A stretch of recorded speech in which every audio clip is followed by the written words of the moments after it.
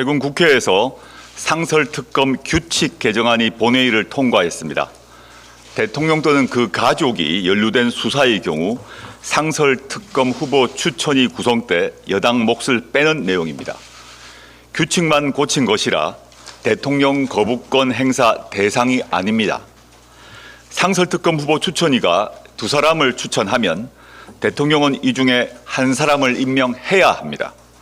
국민의힘은 시간을 끌기 위해 헌법 소원이나 권한쟁의 심판을 청구할 것으로 예상합니다.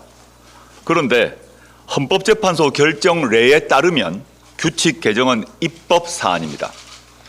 내년 봄에는 윤석열 대통령이 상설특검을 반드시 임명해야 할 것입니다. 만일 대통령이 특검 임명을 거부한다면 어떻게 될까요? 묻고 따질 것도 없이 바로 법률 위반이 됩니다. 즉 탄핵 사유입니다. 물론 조국혁신당을 포함한 야당은 이미 제출한 종합특검이 통과되도록 노력할 것입니다. 윤석열 대통령은 이를 결사적으로 막겠지요. 그래서 상설특검을 추진하게 된 것입니다. 윤석열, 김건희 부부와 기생하는 자들은 꼭 수사를 받아야 합니다. 상설특검은 규모가 적습니다. 검사는 최대 5명입니다. 수사기간도 짧습니다. 60일쯤 됩니다. 여러 특검을 동시다발적으로 발의해 통과시킬 준비를 해야 합니다. 마침 조국혁신당이 공개한 탄핵소추안 초안이 있습니다. 15가지 탄핵 사유를 담았습니다. 다수의 상설특검으로 철저하게 수사해야 합니다. 꼭 이렇게까지 해야 하느냐? 예, 그렇습니다. 반드시 해야 합니다. 이 정권은 이미 많은 죄를 지었습니다. 고쳐 쓸 수가 없습니다. 무지, 무능, 무도한 산무정권, 불법, 불의, 불통하는 산불정권입니다. 무엇보다 국민을 내 편과 네 편으로 쪼개는 편가르기, 자신과 검찰만 옳다는 편들기, 친일, 뉴라이트, 극우, 무당까지 데려다 쓰는 편먹기 등 삼편 정권입니다. 개선의 여지는 기대하기 어렵습니다. 차라리 구운 밤에서 싹이 트길 바라는 게 나을 것입니다. 상설특검 몇 군데에서 범죄 혐의가 드러나기만 해도 큰 소득입니다. 그 사실에 근거해 종합특검이 국민 지지를 더 모을 것입니다. 그렇기에 야당들은 상설특검을 속도감 있게 그러면서도 세밀하게 추진해야 합니다. 이렇게 팩트가 하나 둘 확인되면 내년 봄에는 실제 탄핵 소추안이 모습을 드러낼 것입니다. 거대 양당이 최근 부자 감세에 몰두하고 있습니다. 그래서는 안 된다고 강력하게 경고합니다. 국민의힘에 이어 민주당도 가상자산 과세 2년 유예에 동의했다고 합니다. 매우 유감입니다.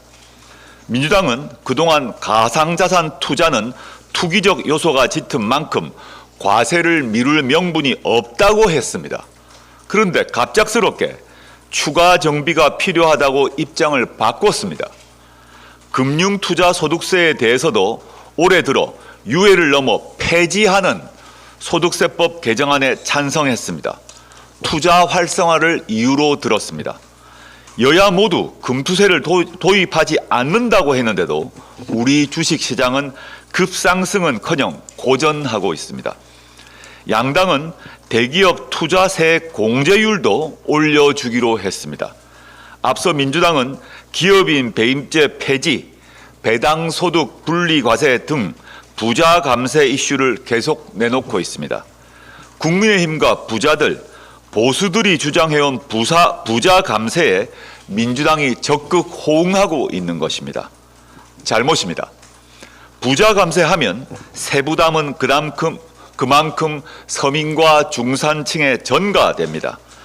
금투세처럼 효과도 확인된 바 없이 부자에게만 혜택이 돌아갑니다. 소득 있는 곳에 세금이 있다는 원칙도 무너집니다.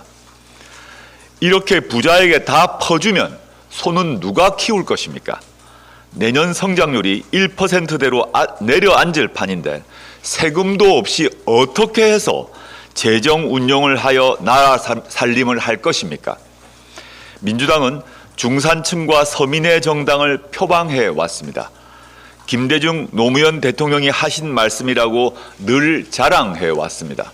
이제 그 정신과 지향은 버리자는 것입니까?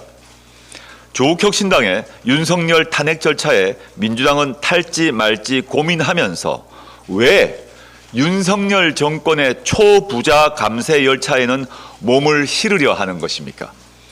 지금은 부인하지만 상속세, 법인세, 종합부동산세 등도 언젠가 깎아줄 것입니까?